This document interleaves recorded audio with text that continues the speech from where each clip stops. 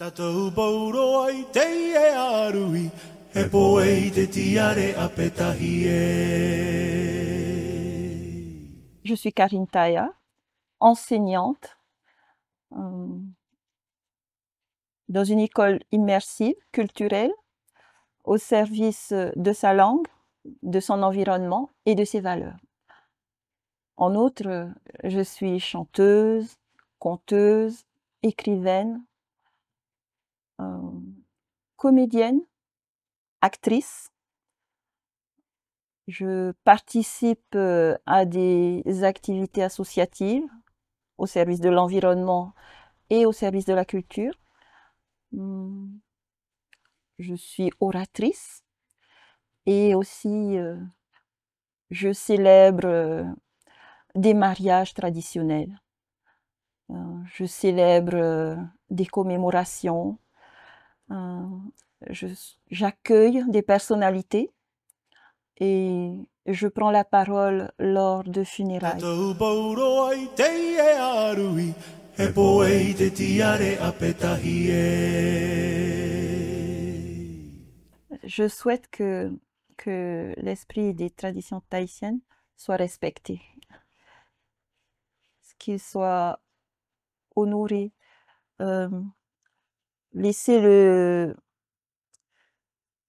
que l'officiant soit d'ici, qu'il soit d'ici, que les cérémonies se fassent en tahitien ou en langue vernaculaire. Voilà. Je souhaite que ces cérémonies soient célébrées par un natif, un autochtone. Et que l'on respecte le libre arbitre de l'officiant et que l'on respecte le libre arbitre des époux. Tatou pauro ai te e arui, he poe te tiare a petahi e. Alors, conscience en tahitien se dit manava. Et manava se situe ici, dans le ventre, les entrailles, l'intestin. Et cela veut aussi dire l'homme intérieur. C'est le siège des sentiments, c'est le siège des émotions, mais c'est aussi le mental. Voilà. Donc, pour le tahitien, la conscience, elle est là, elle est en bas. C'est autant le cerveau que la conscience, que les sentiments, que les émotions, et il faut arriver à un équilibre entre toutes ces facettes de soi pour avoir la conscience. Et quand il y a un déséquilibre, eh bien, il y a perte de conscience et il y a psychose, névrose. On dit qu'il y a des maladies mentales à ce moment-là. Alors pour moi, la conscience, c'est une structure qui permet à l'âme de diriger le corps. Voilà. Après, à travers la conscience, l'âme interagit avec la réalité. Il y a pour moi la conscience cellulaire, puis la conscience de mon corps, puis la conscience de mon groupe. Il y a aussi la conscience de ma Terre, la conscience planétaire, jusqu'à une conscience cosmique. Voilà pour moi ce que c'est que la conscience. Donc une conscience à différents niveaux, concentriques. Tatou pauro ai te e arui, he poe te tiare a petahi e.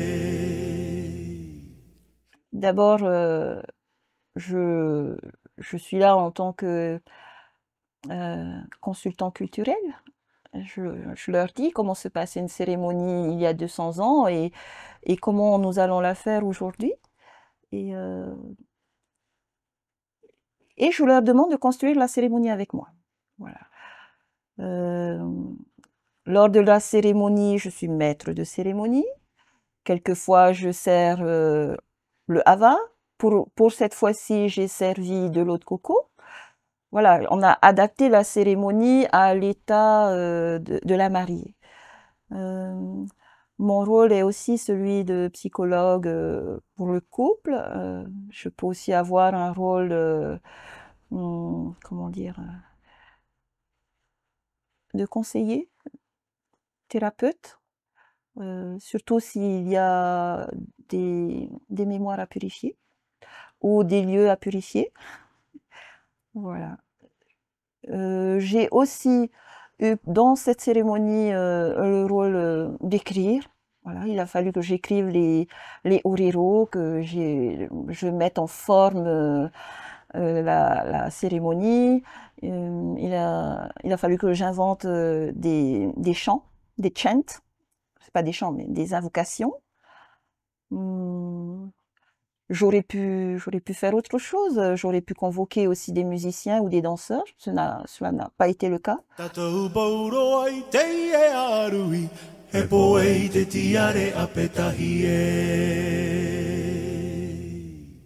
Alors, pour moi, le mana, c'est du pouvoir surnaturel et matériel qui appartenait aux dieux. Puis ce pouvoir a été transmis à leurs représentants sur Terre, les Hari. Et ensuite, ces Hari contenaient le mana en eux, dans leur ADN. Ils pouvaient le transmettre à leurs descendants. Voilà. Donc pour moi, le mana était l'apanage des Hari et des prêtres qui sont de la même famille.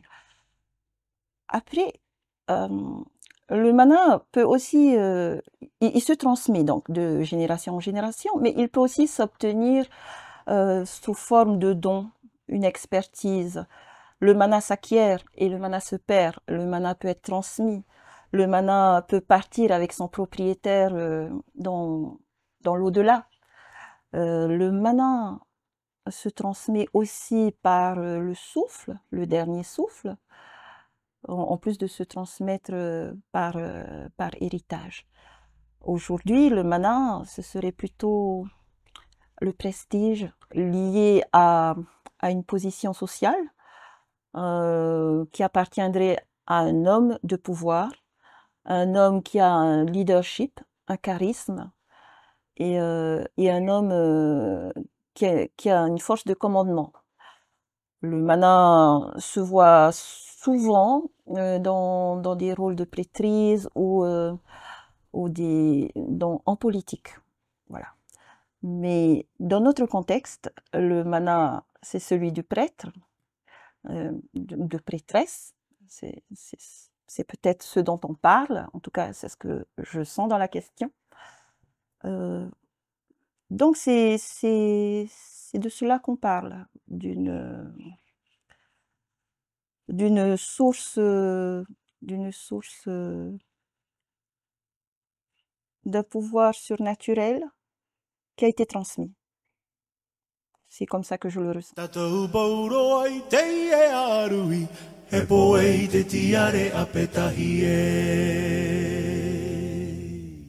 Au tout début de la cérémonie, j'ai invoqué les 4 éléments.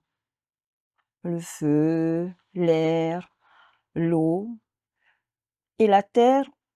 J'avais déjà invoqué la terre lors d'un travail préalable de purification avec 3 autres personnes. Donc, pour la cérémonie de mariage, j'ai juste fait un hommage à la terre. Voilà, j'ai contextualisé notre espace de cérémonie. J'ai dit le nom des montagnes, des vallées, voilà. Et j'ai aussi demandé au jeune homme qui était présent, le maître du feu, de rendre hommage aux 4 directions. Voilà. Et j'ai aussi fait appel aux entités que les mariés ont demandé d'invoquer. Et ça se passe tout le temps dans la même dynamique, toutes les cérémonies de mariage, où on invoque le vent, les 4 éléments, où chaque mariage est vraiment particulier pour la bénédiction de la cérémonie. Oui, chaque mariage est particulier. Pour celui-ci, j'ai préféré invoquer les 4 éléments par souci d'équilibre, parce que les mariés ont chacun un élément de prédilection. Là, j'ai décidé de les invoquer tous les 4 afin que la cérémonie soit plus équilibrée. J'ai déjà assisté à des cérémonies où il n'y avait que 2 éléments. Cela se passe aussi, il n'y a pas de souci, mais là, pour une fois, j'ai voulu qu'il y ait un équilibre entre les 4 éléments et les 4 directions. Je voulais être posée. Tatou pauro ai te e arui, he poe te tiare a petahi Et ils ne se rendent pas compte, quand ils prennent contact avec moi, du travail psychologique, émotionnel qu'ils vont entreprendre. Donc moi, dès le début, je leur dis: «Tu es sûre de ce que tu veux? Tu es vraiment sûre que c'est moi que tu veux? Parce que c'est un travail exigeant». Et ils disent: «Oui, oui, oui, c'est bien toi». Et à partir de ce moment-là, on se lance dans le travail, on se donne plusieurs rendez-vous et je suis prescriptrice de devoirs. Je leur demande de travailler sur leur généalogie, de remonter le plus loin possible. Et dès qu'ils commencent ce travail de recherche de leurs racines, enfin, sans en parler, je sais qu'un profond travail se fait où tous les non-dits se ressortent, toutes les mémoires remontent et toute la famille doit collaborer à ce travail, autant du côté de la mariée que du marié. Et je fais un travail d'accompagnement psychologique des mariés et un accompagnement du couple aussi. Je parle de tous les symboles de la cérémonie et voilà. Et en fait, la cérémonie en elle-même n'est que l'aboutissement de tout ce travail généalogique.